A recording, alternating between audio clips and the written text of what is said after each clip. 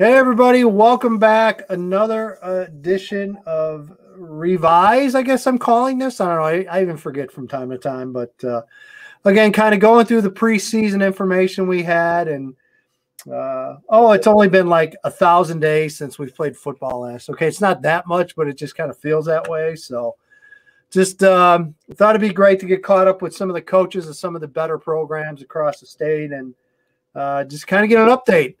Some things have changed, some things haven't changed. And as I told Coach coming up, I couldn't have done one of these without got to represent Sterling and the Golden Warriors and Coach Schlemmer joining us. And as I mentioned, Coach, it's just good to see you. I mean, it's been so long. It's just crazy. It's hard to fathom even to this day.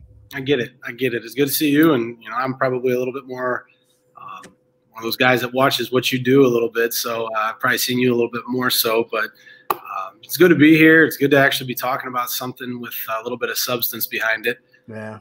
And for our kids and for kids around the state, coaches around the state, communities, all the stuff, yourself, media, people who just who really, really, really love Friday nights and high school football in general. It's fun. Well, there's no doubt. And we've got to, first of all, and I've asked all the coaches I've had on regarding this so far.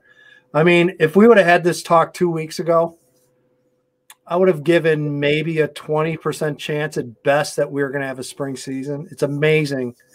All of a sudden it flipped and now there's hope and momentum. Your thoughts? Were you in the same spot? Same boat. 20% might have been a little bit of a stretch for me. Yeah. So that was just, and it's something I tried to hold to myself a little bit, obviously not show our kids because you want to give your kids as much, much to look forward to, as much positive reinforcement that you can. But at the same time, I think it kind of crept into all the back of all coaches as far as, what's the fall of 21 look like, but you never wanted to forget those seniors and you always wanted them to have a chance. And we're just happy they do. And we feel we got some good ones and we're excited to just get out and show them off a little bit and just let them have the opportunity to represent their school, play with their buddies again. So it's a good feeling. Yeah, it's interesting you mentioned staying positive and not showing that negativity. And, I think we all had to kind of, I guess, dance that dance for a while. And, and even in my role where, Coach, there were days where I'm just like, I'm talking to people behind the scenes and I'm like, if people only really knew what the hell was going on with it. And then you realize, I mean, it's like, look, there's kids, there's Twitter, there's, so I really for a while had to dance that dance with, I want to stay positive and upbeat because as we've seen, something can change.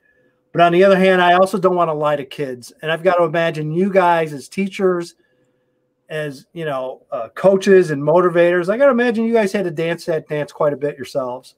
We did. And you talk to a lot of guys around the state, and it's not necessarily something that the good thing is I don't think, and yourself included, I don't think it was ever a lie. I don't think anybody knew what the heck was going on. So it's not like we knew one way or the other. We knew it wasn't going to happen or it was going to come to fruition like it did. But, for us to sit there and I guess, just kind of look them in the eye and continue to, try to motivate them and have them there. And we're lucky. We're lucky. And I think a lot of the programs, really, most programs around the state are really lucky in the fact that kids want to do this. Kids want to be here.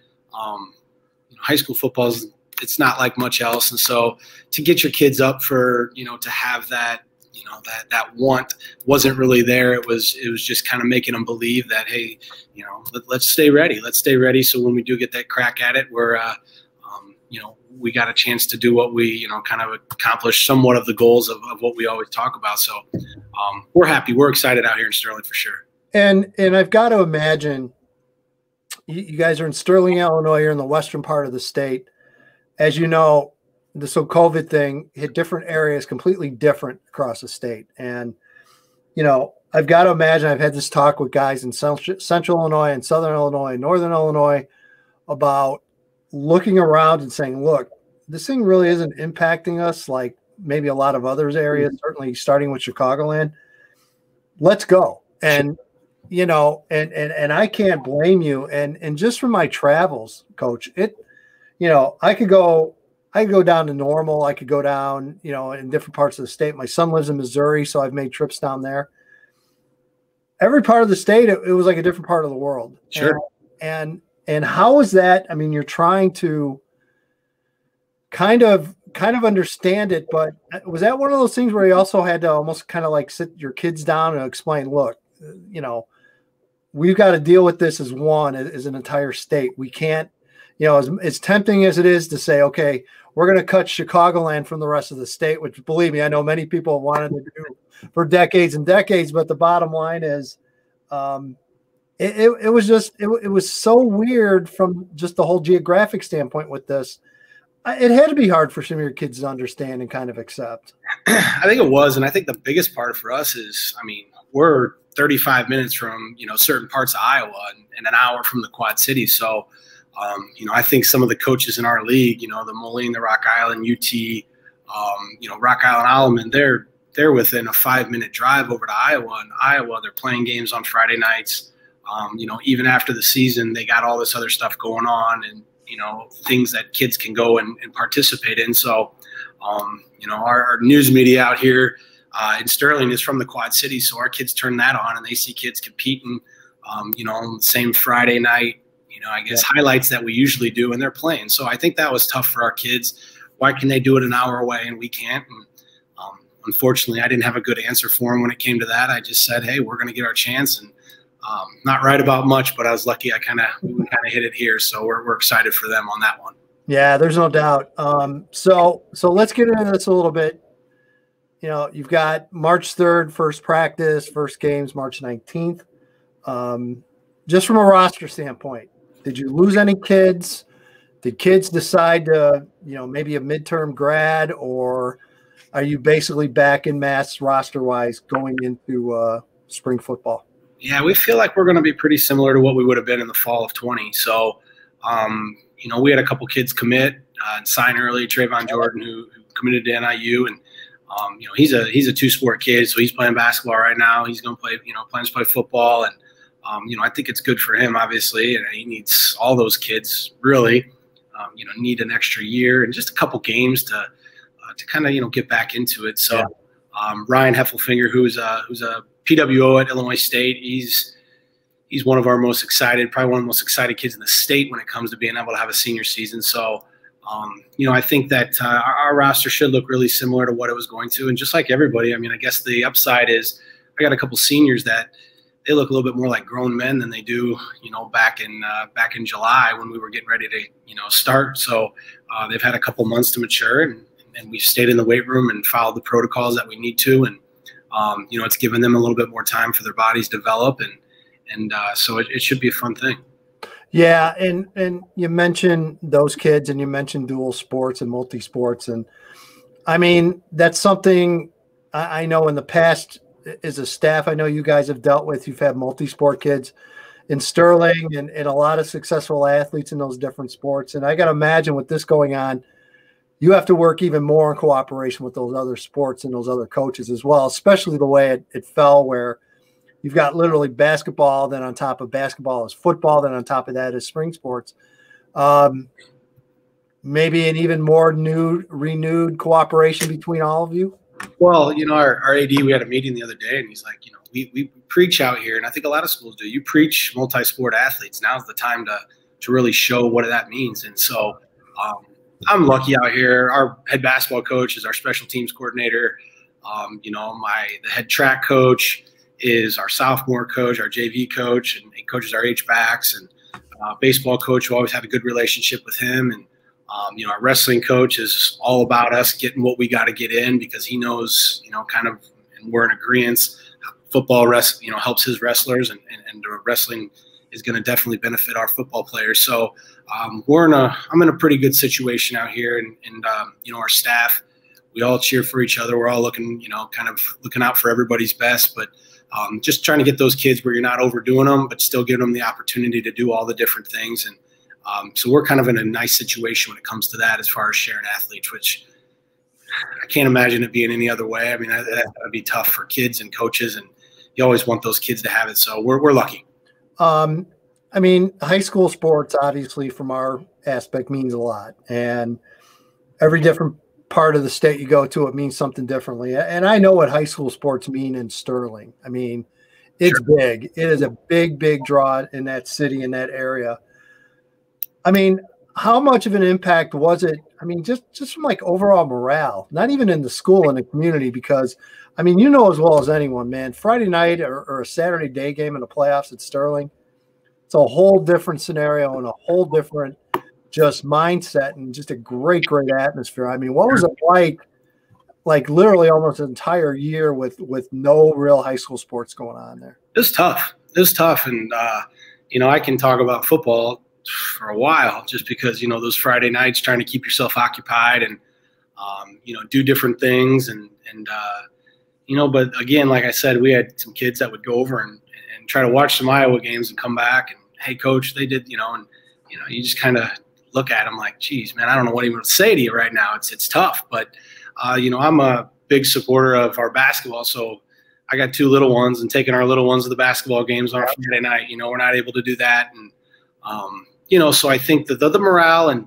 it was something where, you know, we just tried to keep faith. And I think everybody and a lot of coaches around the state did the same thing. But, man, you want those kids to be able to play. And got a lot of questions. Or when are you going to play? Are you going to play? From people that you have just a closer relationship that I do. You know, I don't know them from Adam, but they're coming up to me. And I hated that I couldn't give them a good, solid answer. But, yeah, you know, whether they were Sterling High School people or not, they want to know what was going to happen. And I think there's a lot of excited people out there right now.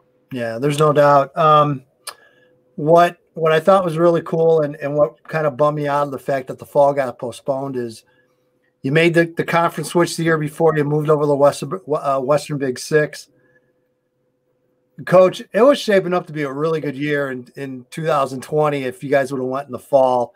And I'm sure that's going to carry over in the spring. I mean, you guys just handled that conference last year, but this time around it's going to be a little different. You got some teams that were pretty young last year that are bringing back quite a bit. We sure do. Yeah, our league is, you know, when we made the switch and we were, from the football standpoint, we were huge in, you know, the Northern Illinois Big 12. We thought that where that got us a few years. And, you know, you hear coaches talk about it all the time, and I still lose sleep over some of the games that we lost in that league. But I think that eventually got our program to, you know, kind of where we're at right now, playing the Sycamores, the DeKalbs, you know, the Canelands, and those were just some of the crossover. Morris, obviously, being one of the best, and Yorkville, who is kind of on a good run now. So that kind of got us to where we're at. And when we made the switch over, that first time through, you know, we were lucky to win some games, and you know, we think our leagues right now is good, and there's some really good athletes out there. So, you know, I'd probably be lying, and I'm not saying that. I mean, the way that last year ended, and we got kind of handed to us in the second round by Rita, and they're good. And yeah, that kind of gave us a gauge of who we need to, what kind of we need to be. And so our kids kind of had that taste in their mouth all year, and even carrying over. And we're pretty excited about 21 spring of, you know, we think we got some kids coming back that, you know, everybody's got things that you got to get fixed, and you got to make sure everybody stays healthy. But if we do those things, you know, we're going to be excited to get out on the field between the lines and play. And I always talk about showing your kids off. I mean, I got kids that work so hard in the weight room. They're up there right now, and they're getting ready, you know, and that's fun. So it'll be an exciting year. You know, those 6 games, it's going to be exciting. Let's break down some of what you got coming back. And again, from my count, it looks like you got about 14 returning starters, 6 back on offense. And you mentioned a couple of the names. I know you talked about Trevon Jordan, who, as you mentioned, signed early to Northern Illinois, tremendous athlete. Fill us in on some of the other kids that we need to keep an eye on going into the spring football season. Sure. I mentioned Ryan Heffelfinger earlier. He's a PWO down at, you know, in Illinois State. You know, he'll be kind of our anchor on our offensive line. Cameron Beasley's a senior, and we got some young kids, you know, that are going to kind of step in and fill there. Defensively, you know, we look at, you know, Nick Simister would be a linebacker, Trayvon.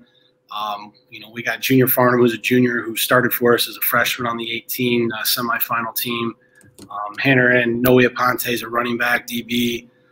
You know, our senior class, I think there's only like 15 of them. And at Sterling, we're always looking for that 20 range. But we think of those 15, there's some really solid players. And, you know, I know a question that we talked about back when I was in my garage April or whatever when we had the last conversation was the quarterback. And, we got Drew Kested, who's a junior, and then John Paul Schilling, who's a sophomore. And, I think that both of those kids are going to be very capable. And John Paul didn't play as a freshman. He's a starting point guard, and he's excited to be back. And he's, him and Drew are going to have a really good battle, I think, in those 10, 12 days that we got that we're going to be able to be practicing, that they got to get in. And we think they both can do a good job and get our offense going where it needs to go. I know before we talked about you've had quite a run of like multi-year starting quarterbacks. Yeah, we have. This is like the first time in a while. Sure. Have a veteran guy back. Sure. No, and I actually did one of these the other day with the guy out of the Quad Cities, a podcast, and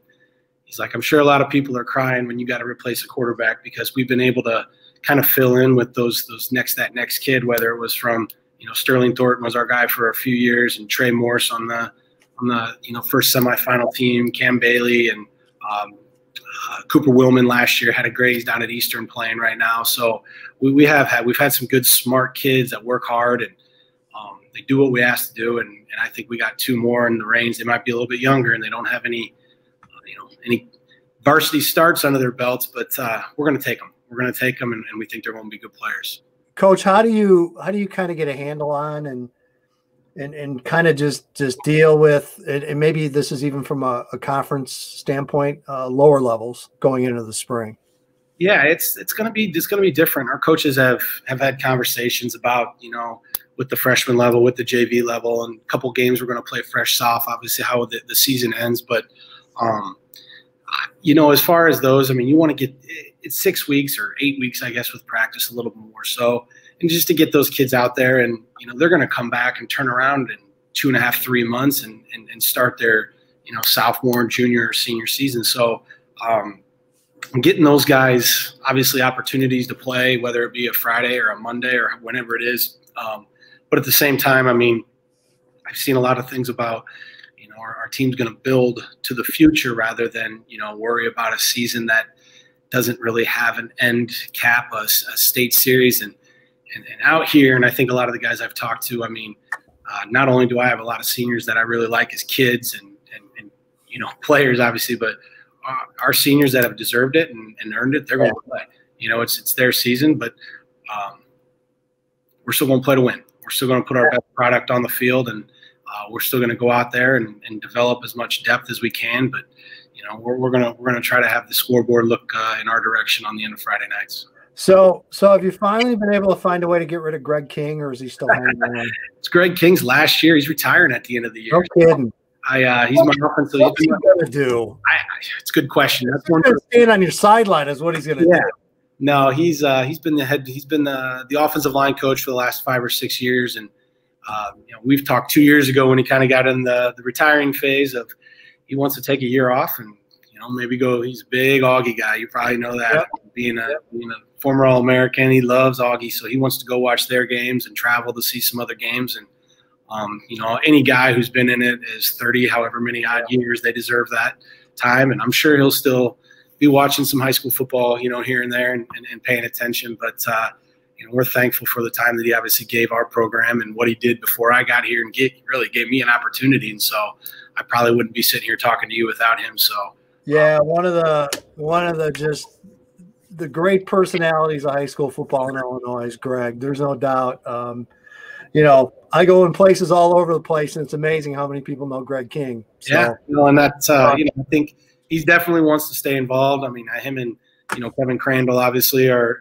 really big up in the Coaches Association, and I think both of them they're doing a great job with it and growing the association. So I think that he'll continue to stay with that and be involved really in our with all of our coaches in state schools. Well, it's great. Like I said, everyone's fired up. I know I'm fired up to get going here. And 6 weeks, I think it's for your seniors in particular, Coach, that. Who in the hell wants to end their career without getting a chance, at least one more chance to pad up? And, Sure. So we'll keep our fingers crossed, keep following the protocol and everything. And Amen. Hopefully we get through it. And but, pal, always great to talk to you. I'm a huge fan, and just continue to do what you guys are doing. And, again, look forward to staying in touch. And good luck. Stay safe and have a great start to the year this March. Hey, same. Thanks a lot for having me, and thanks for the coverage of our program out here. We're going to continue to try to win games to give you just to make sure you have a reason to talk about us every year. We're going to give me a reason. Give me a reason to come out to Sterling, because I love covering games there, and I've talked about it before. If you're a high school football fan, head out 80 West, go out to Sterling, go check out that facility, and go watch a football game. Trust me, you will not regret it. Thanks, Coach.